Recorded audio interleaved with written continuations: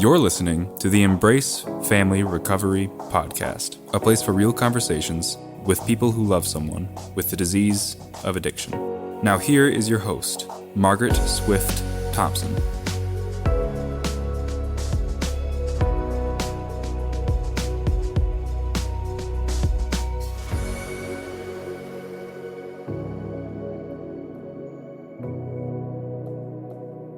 Welcome back. Today, in our final episode with Dayna and Mazz, we discuss family healing. Please take a moment to revisit the photos chosen for this episode cover after you listen to them share. Mazz and Dayna share such vivid, honest descriptions of how the disease of addiction changes the family dynamics. They share powerful examples of navigating recovery as a couple. The Embrace Family Recovery Podcast.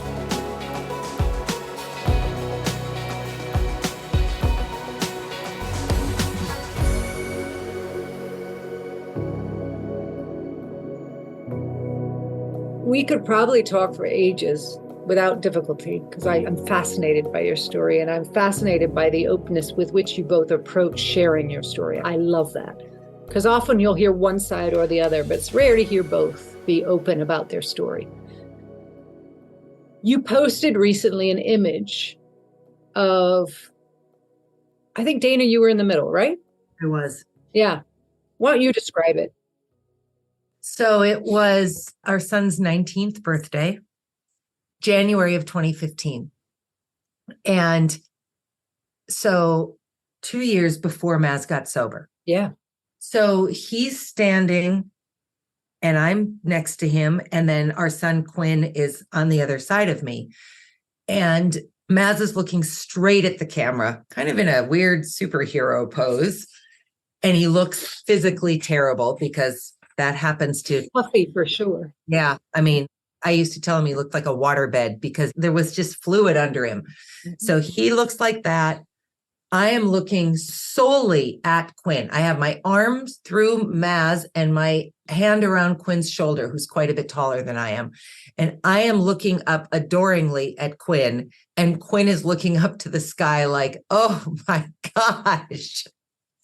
I mean, it wasn't a posed picture. No. But it was the picture taken before the posed, everyone happy and smiling picture. So I had the privilege of seeing the picture of you at your birthday with your son. Uh-huh. The three of you. Yes. Before I saw that post. Oh, okay. Yeah. So I just had a birthday 4 weeks ago. Congratulations. And we were all together. Thank you. We were all together in England for my birthday. And it's a lovely picture of the three of you. You're very present. There's a comfortability in the facial expressions. There's a joy in everyone's face.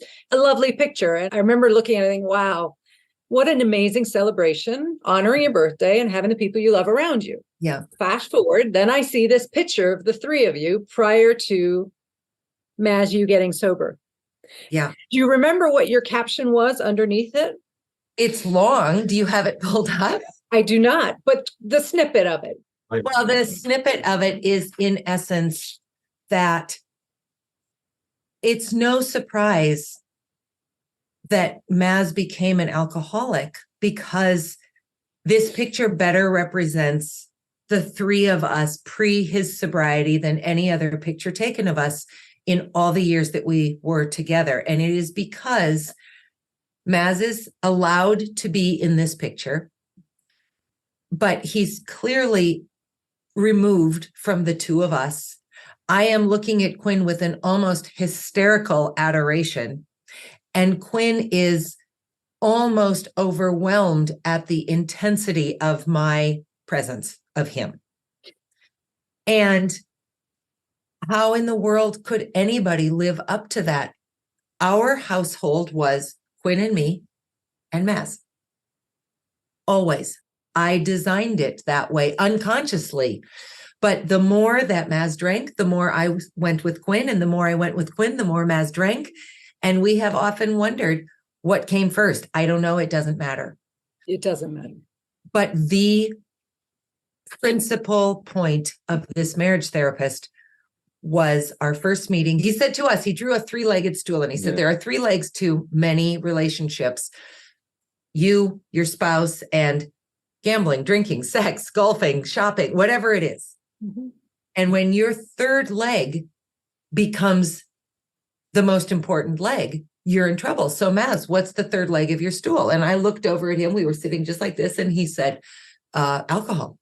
And I didn't think to myself, yeah, you jerk. But I did think, yes, it is. Mhm. And then this guy turned to me and he said, and what's yours? Mhm. And I looked at him and I thought, what do you mean, what's mine? And then it dawned on me and I said, Quinn. Quinn is my 3rd leg of the stool. And the second I said that out loud, that bookended the journal. That shut the journal. Because what I realized was that I did not force whiskey down Mazz Mary's throat. No. But I never made him important. I never prioritized him. I never made him equal. I never made him the other adult in the room, the house, the space, the family. I allowed him to be with Quinn and me. And that picture is painful to me because had Mazz not almost died, I never would have been given the opportunity to right size my relationship. Quinn will always be enormously important to me and enormously important to us, but he is not my husband. Right. It also relieves him of a lot of pressure. Yes. You would not see that picture taken of us today because I don't have that kind of necessity to feel okay from him. Yeah. Yes. Yeah. That's a great extra point. The other piece of it is the next picture at your birthday does not represent any of that. You're equals, or at least it's a very different picture. And it's interesting. Now I reflect on that visual. I, again, have to say, Dayna, I admire so much your capacity to see your own growing edges. Because I saw it as what was between you and Mazz in that image, in my mind, visually, was you were still holding him. Yeah. But there was a disease, a bottle, getting bigger and bigger and bigger, pushing you away. Yeah. And that would be true, I think, from Mazz's telling of the story. Or actually, I guess it's more accurate to say that would be my telling of the story. Well, it's the alcohol that's creating the problem. Mazz never said it to me, but could very fairly have said, no, it is your insanity around your child that's creating the problem. He never, ever intimated that. I don't know that you even ever thought it. Never. But it is a fact. And this makes Mazz very uncomfortable because Mazz was told in rehab, and it's reconfirmed in AA, that this is your problem. You are the alcoholic. You must take all of the responsibility. Nobody else bears any blame.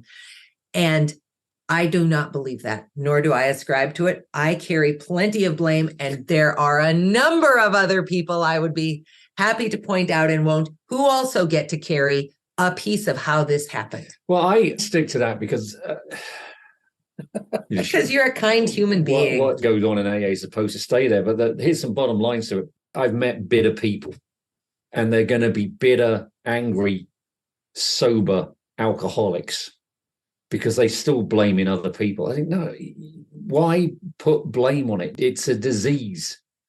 There's no logic to anyone having a disease. People blame spouses. You know, so many people I know have said, well, I had to leave my wife because in my new thing of open honesty, I told them, sober, I don't like you. And they certainly blame them. Some people leave their wives because their wives drink and they get angry because, I'm only saying this from an AA meeting. I'm not saying it's a men's only AA meeting. I hear this mostly. Right. And they say, well, I couldn't be with them because they still drink and I can't. And I feel bitter because they can still drink. I thought, why are you feeling? They're not the alcoholic. Why are you feeling bitter because someone can still sensibly consume an alcoholic beverage in front of you? I mean, why would you be annoyed about that? I believe that there are absolutely circumstances, relationships, traumas, events that trigger a person to go to that next level. I don't believe that there's diseases in someone because of those things. I find it refreshing and wonderful that both of you are willing to look at your side of the street without making the other have to do it or push you to do it, right? So to me, that's the glory of a recovery program, because I look at my husband and my husband's been with me 25 years this October, and I didn't get into recovery for my food addiction until 2005. He's lived with someone who hasn't eaten sugar, who's weighed and measured food, who's gone to restaurants and had to be very difficult from my perspective. He doesn't give a crap. Who's tried to get him to order what I want so I can live vicariously through him, who's had to navigate me going to meetings at inconvenience times. But his work is whatever his work will be, if there is work to do. And if I spend my recovery time trying to figure out what he needs to do, I'm in deep doo-doo. Which is to your point, Mazz, when they're complaining about their partner using. It's like, I can't diagnose my kids. I can't diagnose a husband, a family. I don't do it. It's a dangerous habit. What I have enough of on my own plate is my own stuff to keep in order. Yeah. And what's cool about the two of you is you both seem to have that truth working for you, that you'll take a look at your own stuff. You'll keep working on your own stuff. Yes, stuff will come up between you, but you have the capacity to look in the mirror, both of you, which makes it easier to join as a couple in recovery. And I think that's awesome. I do too. And I would never recommend this to anyone, this little story. This is a low point for me. So the night I won't. If you go ahead. So the night. You mean Dayna has made mistakes on this journey? No, this is not. Just one. No, just this one. is not even a mistake. No, it's a huge mistake. So the night Dayna, we were going home. So we got home and Dayna cooked a meal and we were tidying up. And all of a sudden she slammed something down on the countertop. She says, I can't believe I can't have a drink in front of you now. What the hell am I? What's all this about? And I went, oh, okay. I said, can I just give a quick preface? Yes. I had been reading a book earlier in the day about a woman academic who came home from work and her husband was already home and he was making dinner and he opened a bottle of red wine and he poured her a glass and then they were sitting having this great conversation. And I remember thinking, I cannot believe that can never again be my life, which is so crazy because alcohol is such not a thing in my life. I can go for months and months and months and drink nothing, but it was feeling like I no longer could. The option had been taken away. So that was in my head. And to be fair, I was nervous. Yeah. 6.5 weeks away. I was nervous to have him home. But anyway. So I said, all right, get your coat. So there's a lovely restaurant wine bar across literally about 50 feet from our house. I said, let's go to Luna.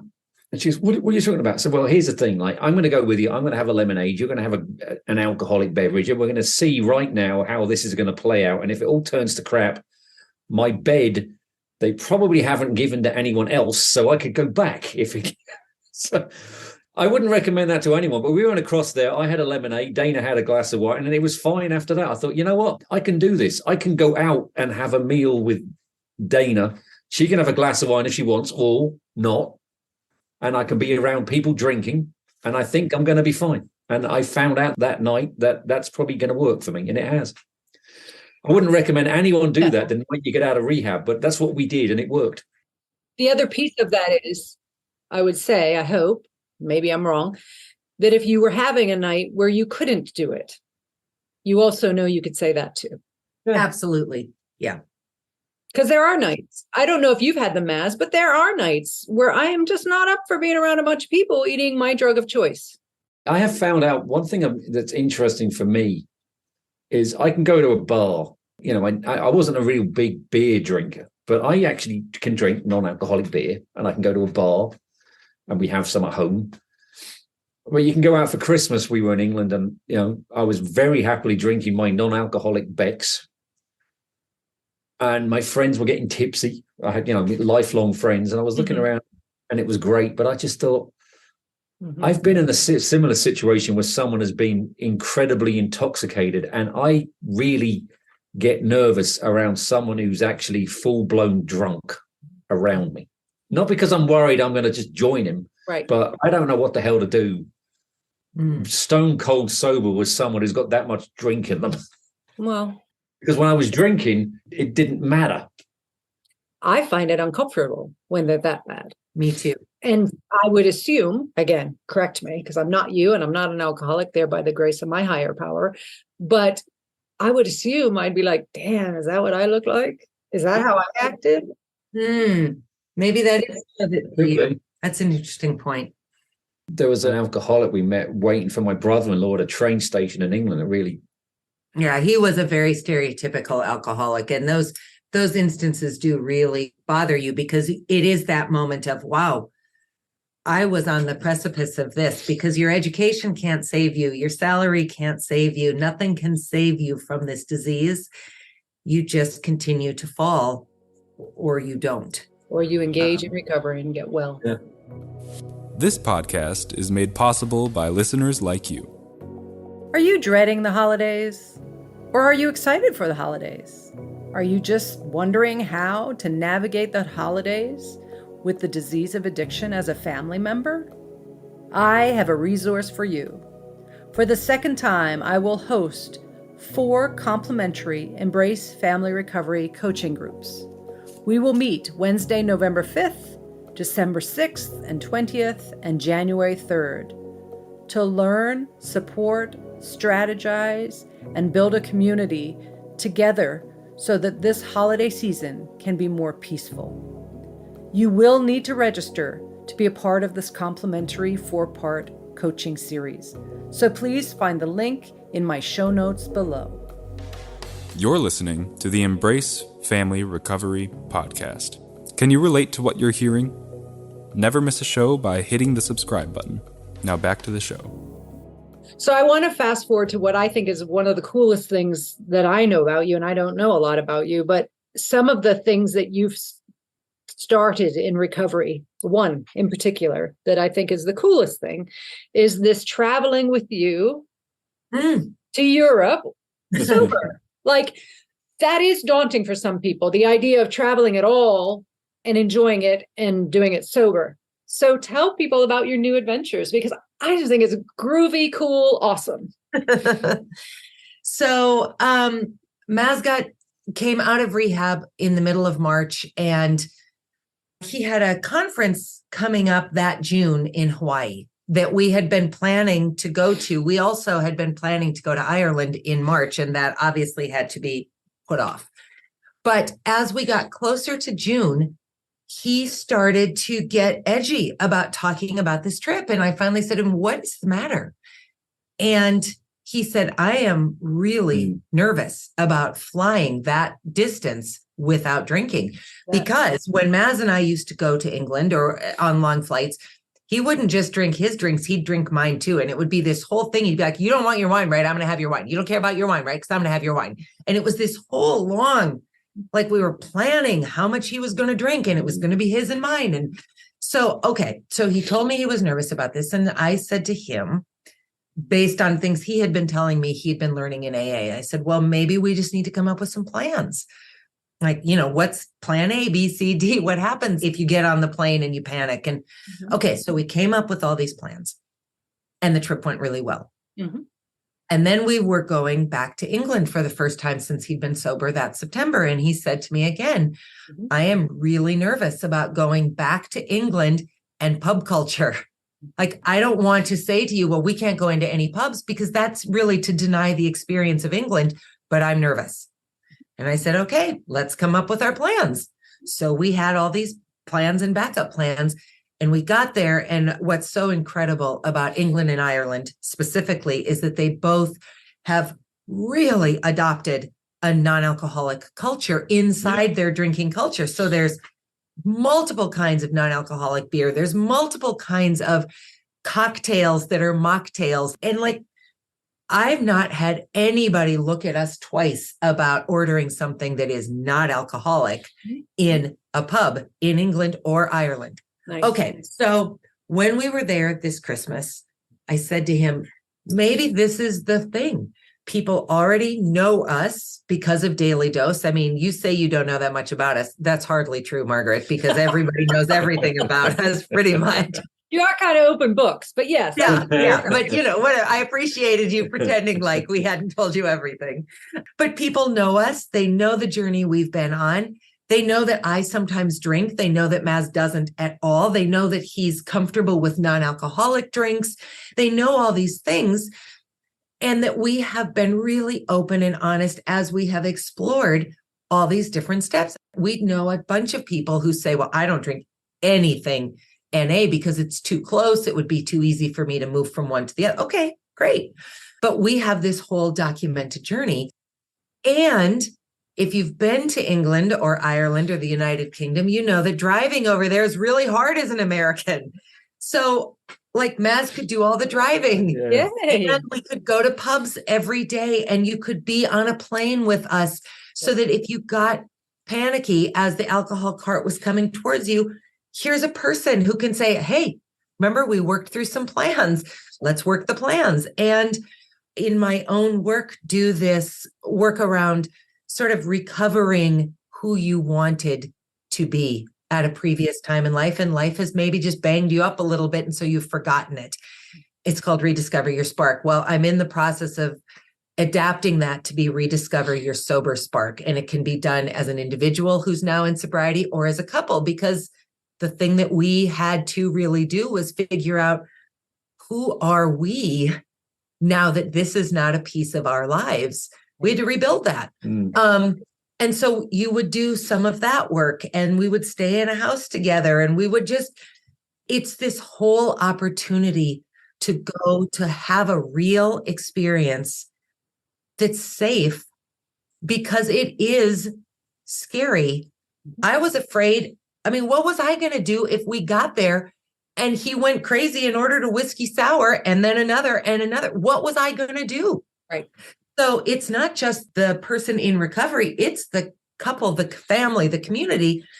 And that's what we really want to do, is create some opportunities for people to have these joyful, intentional, emotional, vulnerable, safe trips, and to realize that this is not shut off to you now because you're not drinking, a 10-year-old cab or a incredible whiskey or what. That is not, those doors don't have to be shut to you. Well, and any alcoholic who's in recovery knows that wonderful whiskey is never going to stay one whiskey if I try that. Yeah. Will it include meetings? Trying out meetings in different areas? We have talked about that. We think it absolutely can and should. Should do. Yeah. That'd be fun. To go around the world. I mean, one of my favorite things when I travel is to go to a meeting and see that they're similar wherever I am and to feel like I have a home away from home wherever I am. Yep. That's going to be an interesting part of it. And here's one of the things is, so the first time we went to Ireland, so this is like our third trip when I was sober, I said to Dayna, well, this one's going to be different. It's Ireland. And so we went into the bar and I thought, do you have any non-alcoholic beers? And the guy said, take your pick. And there was like 20 different types. And it was incredible. I looked around and actually the young kids in Ireland have stopped drinking. They are drinking non-alcoholic beers. Many of them. There's non-alcoholic Guinness, which tastes like Guinness. Weirdly exactly the same. I had one and I kept thinking, I didn't actually enjoy it because it was too Guinnessy. It was too Guinnessy. But then we talked to someone on our Daily Dose show who was complaining that her husband uses the excuse that he's Irish. And I just thought, I've just come back from a country that's embracing not drinking. You're full of Yeah. Yeah. I want to make sure, and I will make sure with the podcast going out, we put information about how to connect with you about this, because I do think it's phenomenal to have fun, to have opportunities, to realize life doesn't close down, because all we ever hear about is alcohol's everywhere, we can't do things. And that's not true. I just read an article 2 days ago about the Packers creating a whole yellow zone at Packers for sober and recovery.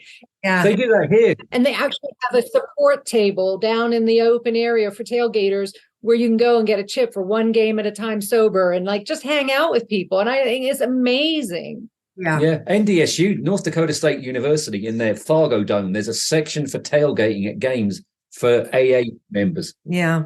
Fabulous. It's so important to normalize. It is. Normalize non-alcoholic drinking. It's just imperative. And that we can socialize and we can do things and we can travel and have fun. Yeah.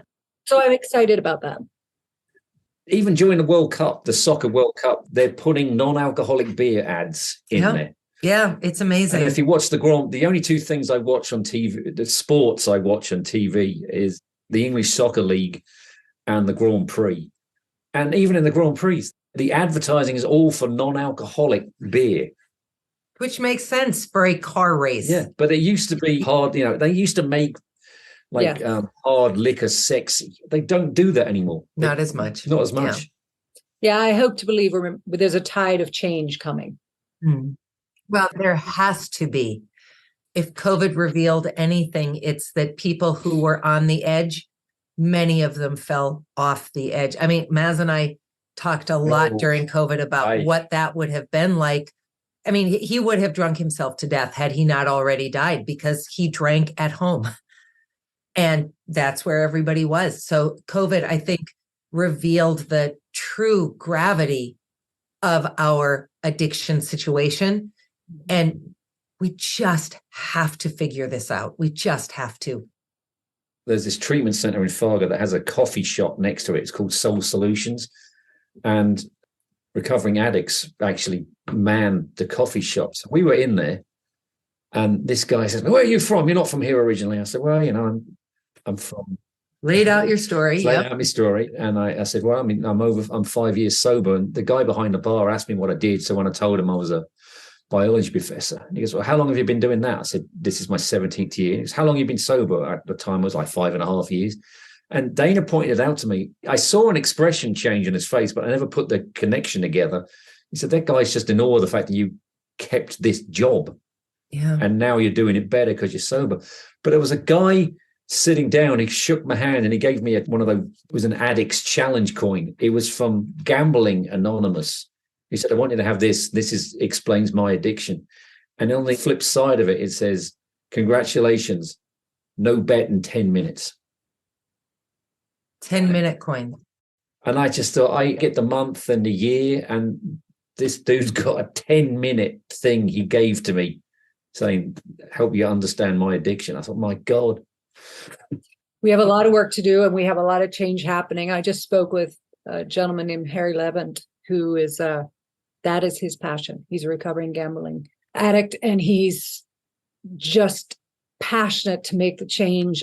Because you talk about ads, I was just brought onto the reality of the gambling ads because I never pay attention. I don't watch sports. So he's challenged all my listeners to watch the Super Bowl with a different lens of how much free bet gambling ads there are to get you hooked.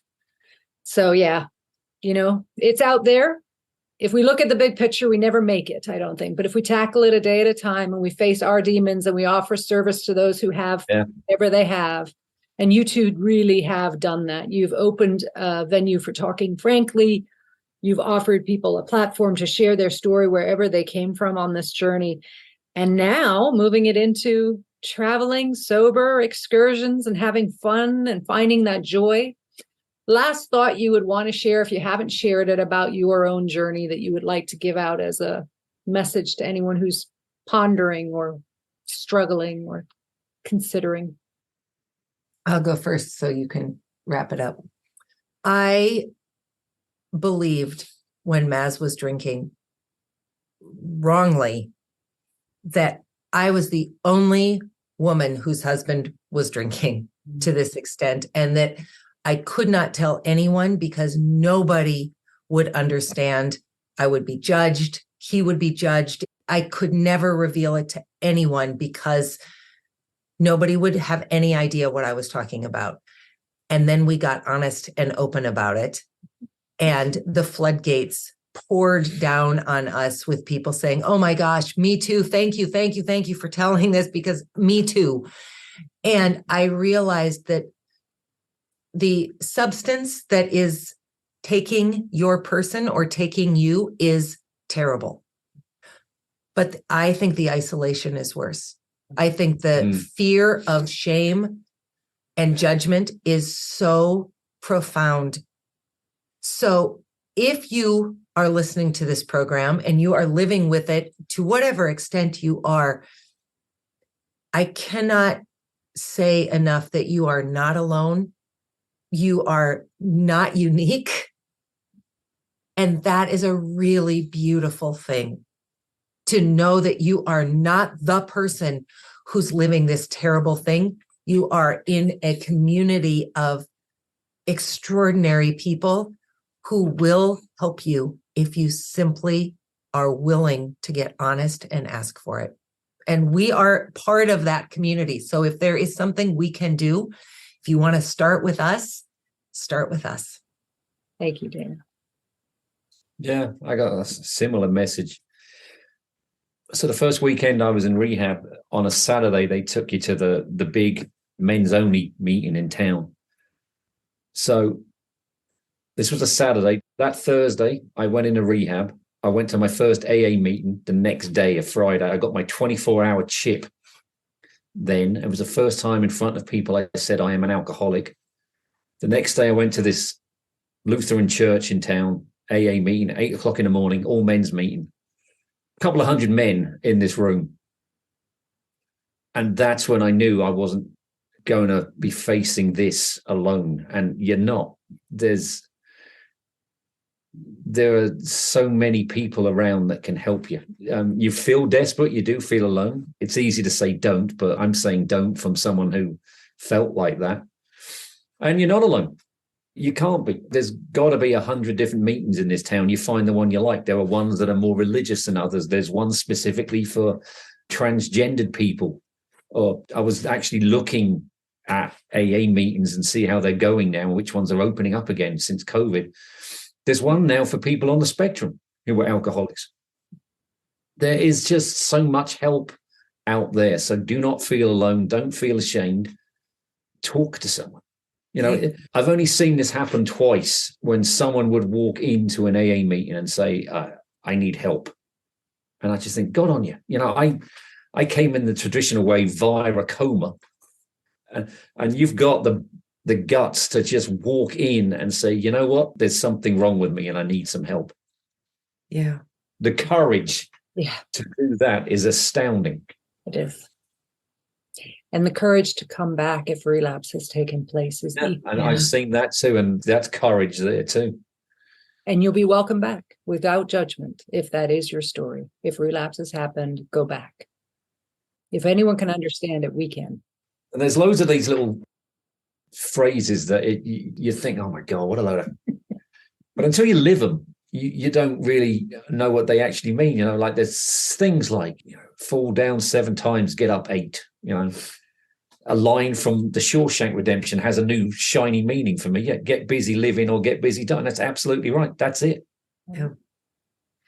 Well, thank you. It was a pleasure. I knew it would be. It was fantastic. Thank you. It was really a gift. A gift to be on this side of the conversation. It is, isn't it? It's fun to be on the other side. Yeah. And you make people feel very relaxed, you know. I think it's also, the hope is that you'll keep doing it on this side. Even though your platform of having people on, you're not doing, I hope you'll keep sharing your message, because I think that really helps with lowering the stigma around the illness and helping people see the hope in your story can be their story. Yeah, absolutely. Absolutely.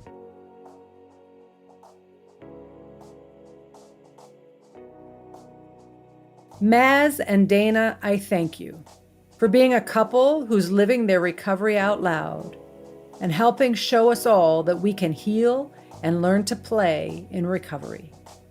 With help and working hard to rebuild trust and communicate, they show the possibility of thriving even when this disease has hurt us in our coupleship and family. Travel in recovery was a big trigger for me at times. Mazz and Dayna offered such good tools to enjoy travel again. Come back next week when we will meet Sheila, a mother, a nurse, who shares the impact of the disease of addiction throughout her life. I want to thank my guest for their courage and vulnerability in sharing parts of their story. Please find resources on my website, embracefamilyrecovery.com. This is Margaret Swift Thompson. Until next time, please take care of you